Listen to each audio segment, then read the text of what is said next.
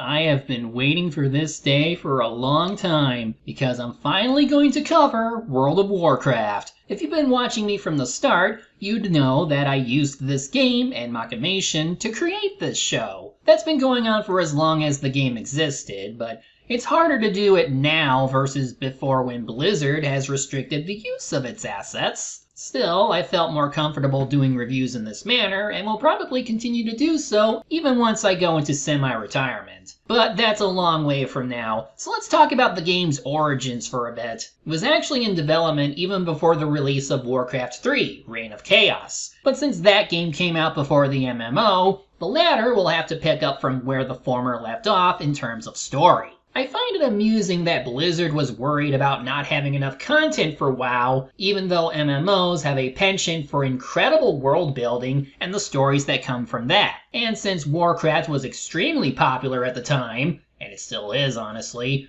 World of Warcraft might not ever end. It's honestly why it's taken over as the main game for the franchise. Just to put my cards on the table, I came into this game at around the time of Burning Crusade. I happened to see the base game in a store one day, bought it when it was kind of a gift for me at the time, and ended up getting hooked. I stayed with the game for many years, though I did lose interest in it for a variety of reasons, and maybe this is a good time to explain why. To do that, we need to start from the very beginning, which is possible thanks to classic servers, then go through each expansion in chronological order, if I'm able to. This is going to be a series of retrospectives that I'll only do if most of it uses my footage. Otherwise, anything else will be credited as such. So without further ado, allow me to relive the past when World of Warcraft was young.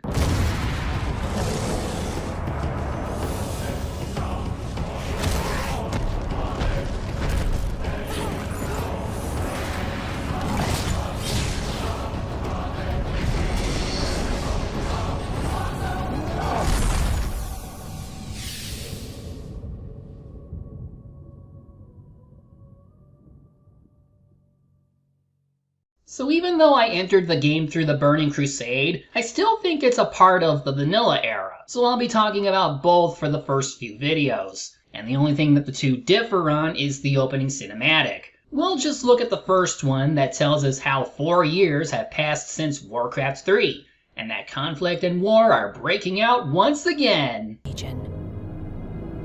Though Azeroth was saved, the tenuous pact between the Horde and the Alliance has all but evaporated. The drums of war thunder once again. If there's anything Blizzard was good at, it was those high-quality cinematics. For the time, these were really good at getting you excited for what was to come. I think the later cinematics were even better, but that's just my opinion. The first splash screen depicts a massive gate, possibly the Dark Portal Gate, connecting to some lush land. Could that be the World of Warcraft on the other side? Who knows? Anyway, it's time to select a server, and the main two you can pick between are PvE and PvP.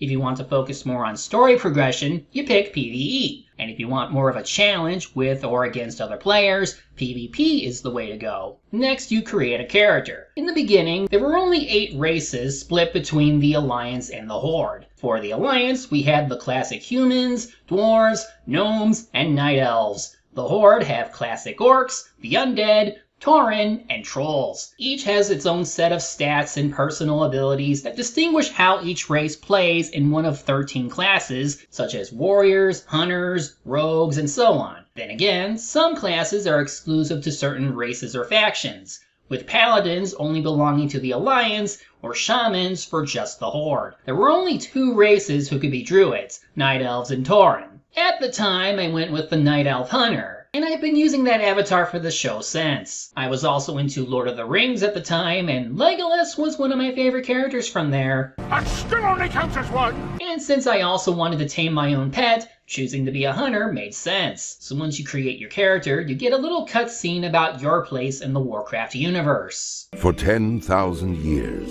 the immortal Night Elves cultivated a druidic society within the shadowed recesses of Ashenvale Forest. Yet recently, the catastrophic invasion of the Burning Legion shattered the tranquility of their ancient civilization. Every race has their own intro and starting zone to ease them into the game world. Your character is an adventurer looking to make a mark on the world, and to do that you'll have to solve the many problems that lie ahead. The Night Elves in particular are grappling with their loss of immortality because of the battle for Mount Hyjal back in Warcraft 3, which they managed to win but at a great cost. The Aftermath also left their powers over nature severely weakened, as seen with one of their world trees named Teldrassil, which is undergoing corruption from the demons that are spawning there. From there we step into the game world. It's similar to other third-party MMOs with a movable camera, clickable interfaces, and a minimap. The graphics were what you would expect for a large game like this for the time, striking a good balance where most PCs can run it while maintaining that art style from Warcraft 3. In any case, you can click on NPCs, who are a source of dialogue and quests. You move around with the keyboard and do actions either through hotkeys or by assigning actions to bars. Set bars are how you can use some abilities, but they have their own cooldowns that limit their use. So a default action you can do is the auto attack, and as a hunter, mine can be ranged. But with enemies running up to you in this era, sometimes I have to deliver the killing blow up close. Look, it's a game, I have to level up somehow. One thing about old WoW versus what it is today is how enemies took a long time to defeat back then if you didn't have much in the way of abilities. In fact, most things were tougher back then, and I guess the old formula wanted to stay as close to the RTS roots of previous Warcraft games. Anyway, completing quests is a part of making you stronger and getting better gear. Equipment starts off as simple stat boosts, though they also have durability, which needs to be maintained. At first, that is not an onerous cost, but over time, the money required for that gets higher and higher. The closest thing to that for ranged weapons is ammo for guns or bows. Storing ammo requires bags, and the bags themselves differ as better ones can carry more stuff, while others can only contain certain items, and it's just a lot to manage early on. Besides gear, money is also for class trainers, so they teach you various abilities after reaching certain levels. Since I'm a hunter, I can learn tracking abilities that let me see all the enemies of a certain type on the minimap, so if I have to defeat certain enemies, that can come in handy towards finding them. There are also aspect abilities that give you passive buffs, like the Hawk aspect for ranged power, or Monkey aspect for dodging melee attacks. Different shots also provide different effects, but they all can only be used if there's at least 5 feet between yourself and the enemy. This is why melee abilities can be useful when that isn't the case. You gain proficiency towards various gear the more you use it, which lets you hit your targets at your appropriate level range with more damage. There are also specialties to level up too, though doing that takes longer. But let's get back to the story and gameplay. The Night Elf quests in Shadowglen give you a sample of the overarching story that's about Teldrassil. Because demons are corrupting the land, many animals have gone wild and need to be quelled, there are people to be rescued and imps to take out, but there are more low-key jobs like collecting samples from these moonwells, which are a power source to Night Elves. Oh, and here's another thing to mention. When you die, you respawn in a graveyard as a ghost. You can either talk to the spirit healer and revive right away, at the cost of incurring a penalty for a set time, or look for your body to respawn near it. It's better to do the latter, since rezzing with the healer also costs money in repair bills. And being in ghost form is a way to get through certain areas, assuming you know your way around. So now that we're used to the basics of gameplay, it's time we move away from this starting zone and into somewhere more dangerous. From here on, enemies will engage you if you get close enough, and you'll know that you can attack them because of their red name tag. You can attack those with yellow name tags, but those signify neutral characters, and you can't lay a finger on the characters with green tags since they are friendly. There's also a dragon icon around the portraits to indicate them as elite units, and taking them down usually requires a group effort. Silver dragon icons indicate rare enemies that drop better items and more experience points than normal. Simply put, the game world is huge, so a really useful item to help you move around is the Hearthstone, which can quickly get you back to a place of interest. It only works once per hour, but with how large the world is, that time can pass by real fast when you're in the middle of a quest. And warping is good for getting somewhere without having to run across an area that's swarming with enemies. Just hearth away and never look back.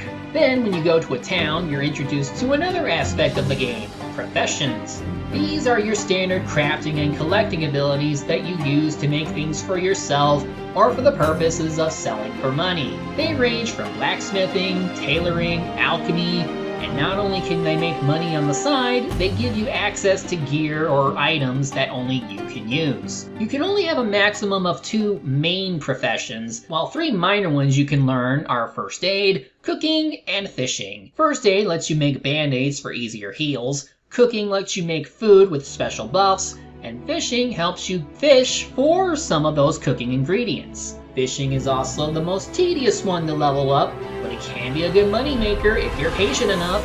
It's also at around this point that the hunter class can start unlocking part of their class that actually matters: beast taming. At level 10, you're put on a quest line to tame some beasts, which guides you on how to use that ability. And in the end, you can have a hunter pet, as it were. They're considered a form of companion unit whose health bar is placed under your own, but unlike, say, a warlock minion, hunter pets require a lot of maintenance to ensure that they're operating at their best. They can also fill a variety of roles from dealing damage to soaking it, assuming you outfitted them for these roles, and they have their own abilities. That said, hunter pets are usually outclassed by other companion units, even if you spend the time to bring them up to your level. There's also the option to replace your pet, which you will do from time to time, but the new ones start off being unhappy towards you. You gain their loyalty by keeping them alive in battle and feeding them their preferred food. Do both enough, and they become happier and more effective. You can even teach them new abilities, and that's how they start to catch up to other companion units. There is a certain appeal to being able to find rare pets later on, but it wouldn't be for a long time until hunter pets become more viable regardless of where and when you begin. Not to mention, because you can spend your skill points on 3 different talent trees, which is different for every class, one of them can actually help towards improving the pet. But let's get back to the story quests. Like with most zones, the one I'm in has its own unique quests, and those that tie to an overarching storyline, as mentioned before. For instance, the region is home to a lot of furbolgs who have been corrupted and are attacking night elf villages. One of the things they did was separate a druid's soul from his body, so you have to defeat some of them to reverse that. Of course, part of the process requires killing the body and collecting other plot-relevant items. And that can be scary in dark places like this, where enemies respawn constantly and you have little room to maneuver. This is where forming parties becomes essential, and whenever you finish a quest together, you get to share experience and loot. Another quest comes from stopping some nearby harpies, though this is a good time to talk about the various factions and their cities. Each side has 3 major cities for players to come to for various things, from shops to auction houses to even banking. And there are trainers there to help you with professions or class upgrades. You can also see faction leaders in this city. In our example, it's Tarunde Whisperwind, leader of all the Night Elves. That skull next to her name shows that she is a boss character. Bosses are their own topic of discussion, but otherwise you often talk with the faction leaders for various quests. Right now, Tarunde doesn't have much to do with the current story versus future expansions, but they are here to remind you that yes, you are living and breathing in the Warcraft universe. Every city has at least 2 boss characters like this, which tend to correspond to whatever playable race the city represents. Darnassus is for Night Elves, Stormwind is for humans, and then Ironforge is shared by dwarves and gnomes. The latter had to move there due to a terrible radiation leak in their city nearby. Orgrimmar is shared by orcs and trolls, as the latter were in exile from their homeland due to events involving their leader, Vol'jin, though both are under the leadership of Thrall, arguably the most popular character in this series. Thunderbluff is where the Tauren live, and the undead live in the Undercity, which was once part of Lordaeron before it fell to the Scourge. At this point, you can leave the starting area and branch out to other parts of the world. For us, you can either stay in Kalimdor and do your questing there, or take a boat and go to the Eastern Kingdoms, and both have their own map servers. You can technically cross over from one to the other, but you're most likely staying in one of them until you get strong enough to do the other areas. That's because you'll move from controlled areas to contested ones, which is where you can run into opposing players. With PvE servers, this isn't a big deal, but with PvP, Once you run into another player, they can engage you and you're forced to fight. And while your items don't lose durability in those encounters, there are players who could just make your life miserable by constantly attacking you. Speaking of PvP though, let me briefly touch on something called battlegrounds. It's only available after you hit level 10, and you can find it by talking to a battle master either in a city or a designated area. For the one in Ashenvale, Warsong Gulch, you'll play a capture the flag type game with other players divided into 2 teams. But given that you need to capture the flag 3 times, that can take a while. Don't be surprised if you leave the game before it finishes. And the worst thing to do is to jump into a game where your team is close to losing, since you will take the L too and not get any points. Other battlegrounds at later levels are a little better designed. The Arathi Basin is a team deathmatch where you capture locations and hold them for a time. Alterac Valley is only available to characters level 50 or higher, and it can involve up to 40 players per team. It's a truly epic experience where you have to take enemy towers to weaken and defeat the enemy team leader. These are the kind of battles worthy of the Warcraft name, and a testament to the kind of world we're playing in. I could go on, but let's get back to the daily grind. Besides questing, there are areas with a lot of enemies or sometimes elite enemies. These are micro dungeons that have large instance portals that take you to the actual dungeons and are designed for private use. Any enemies you beat or items you collect will remain as such until you leave. Dungeons are a key part of the WoW experience since they are a real source of experience outside of quests. Many bosses also drop high quality items that enhance your character better than most other loot, and your only worry is whether or not they drop or whether another party member gets it first. You'll mostly know of these dungeons through exploration, since some of the quest lines start leading you towards those areas. For example, the Deadmines are both a dungeon and also the main area for the Defias Brotherhood, a group of bandits formed to overthrow Stormwind. The only way for players like me to learn about them is to leave where I am and head over there. This means I need to leave Darkshore and take a boat to Minithil Harbor, but that trip would also land me in the Wetlands, which is a zone for level 20 plus players. I'm nowhere near that level, so what I'm about to go on is what I like to call the Walk of Death. Because unless you're traveling with friends or a guide here, you may find yourself dead at least once, because enemies will start being attracted to you like you're one big magnet. A key mode of transport that could be useful here are the Flight Masters. You find them in some settlements and can help you get around to places faster. It costs money to use this service, of course, and there is the added bonus of flying through areas you haven't visited yet, but could come across in the future. But regardless, I was able to reach Ironforge. It's a really cool city in the mountains where the dwarves collect nearby lava for their metals. There's an underground railway to reach Stormwind.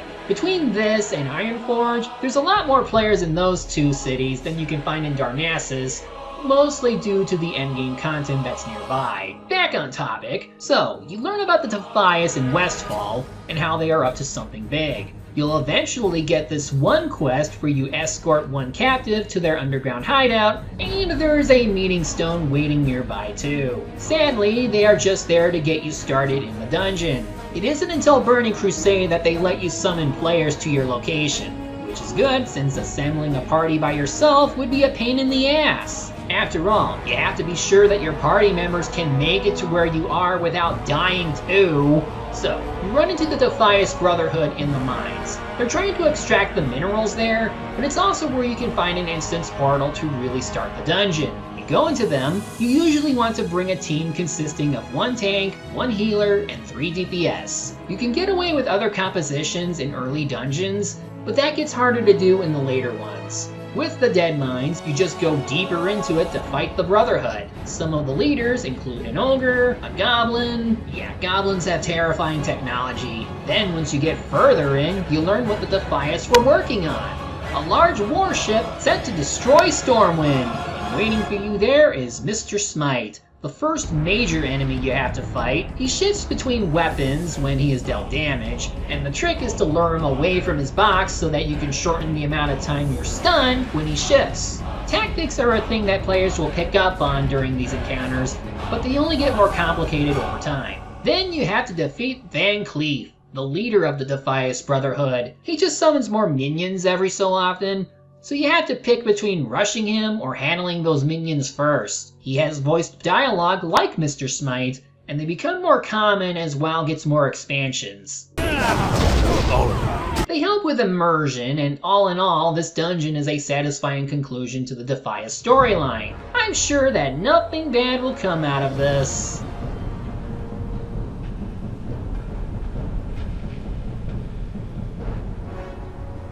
Daddy.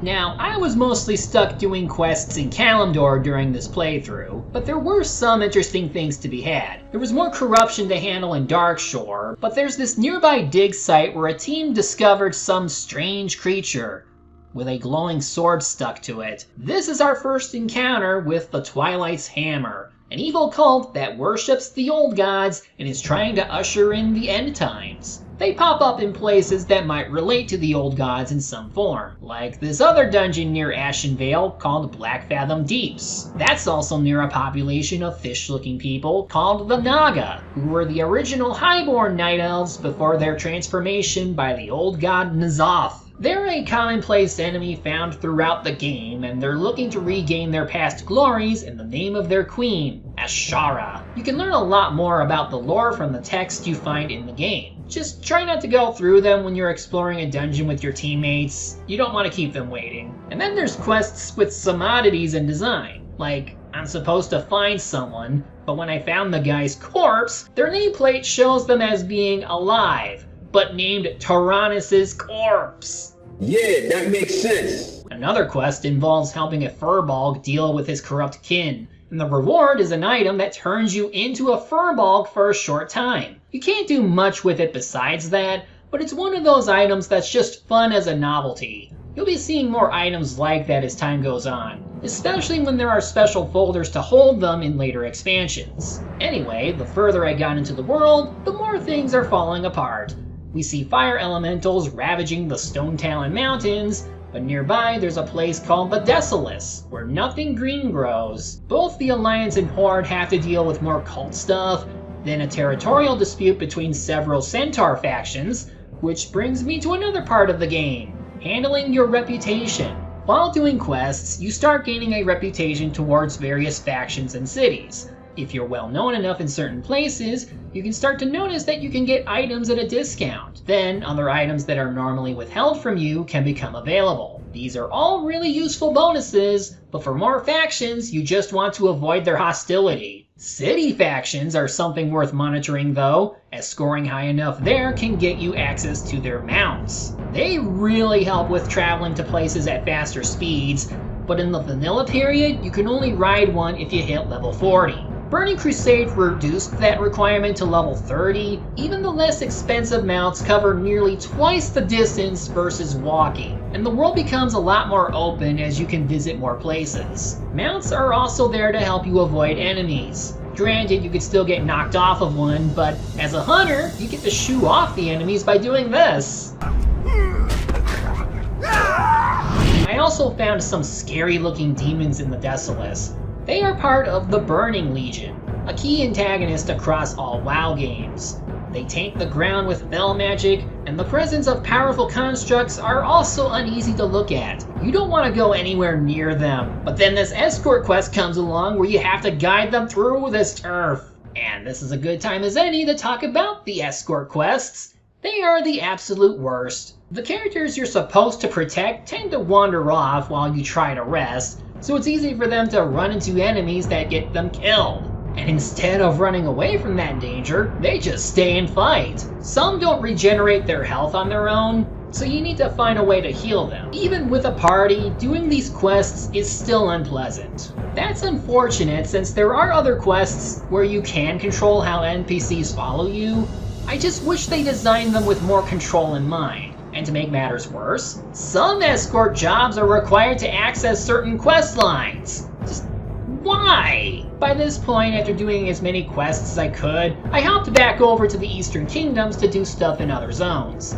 I also did more dungeons, such as the Stockades in Stormwind City. There you are trying to stop a prison riot, and it is easy to find players who will form a party with you for that since you're literally in a city. You'll attract even more help if you're part of a guild, but for this playthrough I'm bypassing that. Another popular dungeon is the Scarlet Monastery. It's a key base for the Scarlet Crusade, another major enemy group. You might have learned about them in the Desolace, as one of their reps was there to recruit you. But it doesn't take long to learn that you should stay away from them. They were once members of the Knights of the Silver Hand, who exist to eradicate the undead. But these guys are so extreme that they see undeath in everything that isn't human. If anything, it's their way of being racist towards lesser races. So I relish every opportunity to kick their asses, and going to their dungeon is one way of doing that. Their monastery is actually split into 4 dungeons: the graveyard, the library, the armory, and the cathedral. They're all short, but as you're going through them, the difficulty starts to ramp up. This leads to a lot of valuable drops that can be collected often, so you should consider doing multiple runs there. This is especially helpful once you hit level 30, where your progress kinda stalls out for a bit. To prepare you for some of the harder stuff down the road, this dungeon is a good source of drops and experience. If you're a part of the Horde, reaching the monastery is a cinch since the Undercity is nearby. For Alliance players like me, they need to take an indirect route from the Wetlands to the Arathi Highlands to Hillsbrad Foothills, and then either Silverpine Forest or the Western Plaguelands. The latter is a faster route, but it's a real endgame zone. Enemies there start at level 51 and are some of the most dangerous within the game world. So going that way to the monastery is suicide. But even going another route exposes you to harder enemies, so expect to die and ghost past everything a few times if you want the monastery that way. Or you can go to Stranglevale, one of the most popular Alliance zones for its local quests of various difficulties. There are poachers, led by a dwarf named Messingwary, that help you hunt wild game for fun. There are plenty of different troll tribes, and in the east there's this one old city that looks to house a dungeon. That is a dungeon, right? Far to the south is a whole pirate town. It's run by goblins, and I gotta say that its aesthetics are eye-catching. It also has a lot of quests to do as long as you have the levels, and I remember my first time doing them. You fight rogue pirates that have ships lined up along the coast. There's a sea giant taunting the town leader over on a nearby island, and that giant goblin statue is clearly a shout-out to the Christ the Redeemer in Rio de Janeiro. God, these quests were so good. Well, except the one in Tenaris. That region is home to another goblin town, Gadgetzan. And while it has its share of interesting quests, they have some of the worst drop rates I've seen. One of the quests involves helping this goblin collect a dew gland from these strange elemental things.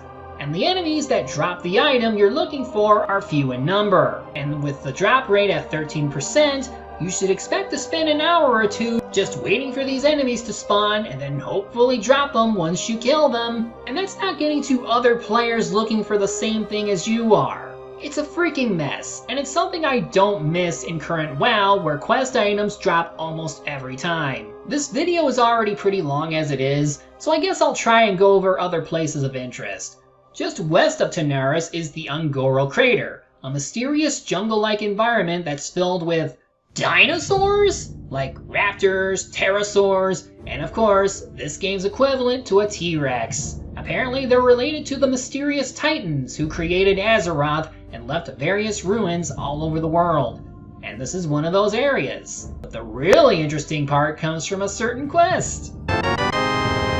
Yep, they went there. And it leads you elsewhere for other important things, so it's not just a funny pop culture thing. The crater also has these giant insect creatures called the Silithid. They are part of a much bigger threat called the Karaji, who are another enemy force that serve the old gods. They reside in Silithus, another big endgame zone, and to the south of that is an ancient city where they were held captive for thousands of years. I didn't spend a lot of time in this region, but let's just say, there's this one epic thing that will happen that hasn't been topped since. The Plaguelands are another popular place for players to grind. It's led by the Lich King, and its quests help continue the story.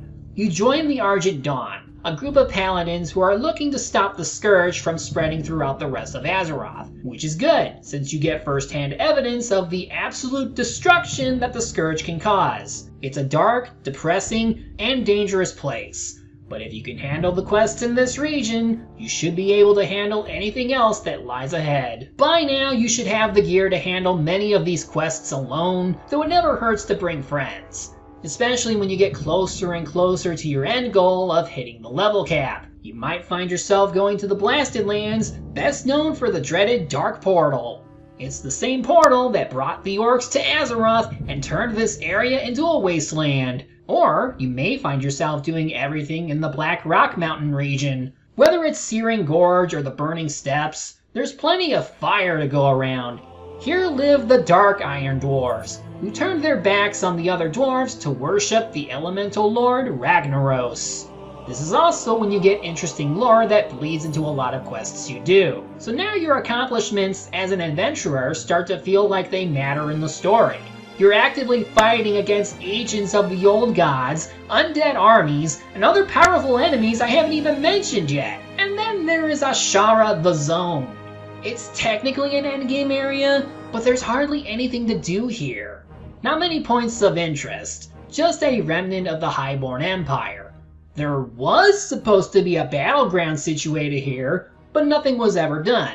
And that sucks, because it actually looks pretty beautiful with that big dragon statue. Oh yeah, did I forget to mention that motherfucking dragons exist?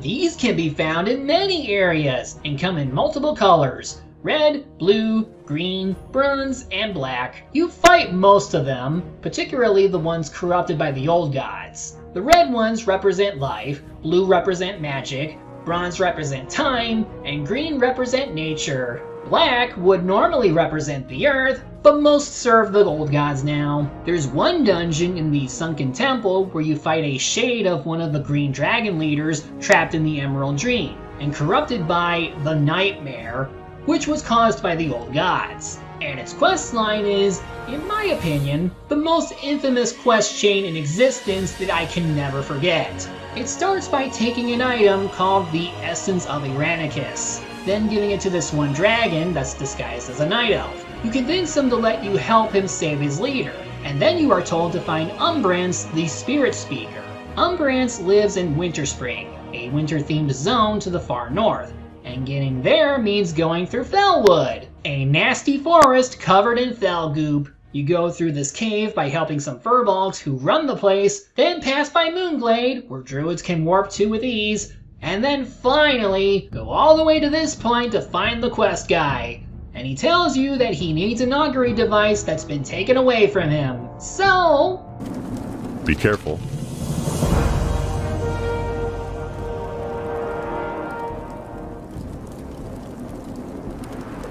yeah, it just ends there. This is one of those unfinished quest chains that went unresolved, even to this day. I can see that with a large game like this, stuff like this is inevitable. There's just a lot going on as is, but it's strange how you occasionally just have a quest that just ends without resolving. Now, when I get to the next video, most of what I have to say regarding the rest of Vanilla WoW won't be as personal as it will be for the Burning Crusade expansion. Just know that my experience with the game will differ from that of other players. Not everyone is going to be a hunter, or part of the Alliance, or both. Hell, Paladins and Warlocks can learn how to summon their own mounts, and they have the most epic quest lines ever seen. They are rewarding if you're willing to commit to it, and unlocking stuff for your classes can be great. Hitting max level, regardless of era, marks the point where you graduate from normal progression and are ready to take on some of the most intense dungeons yet. And when I get to part 2, I can talk about some of those dungeons and the raids.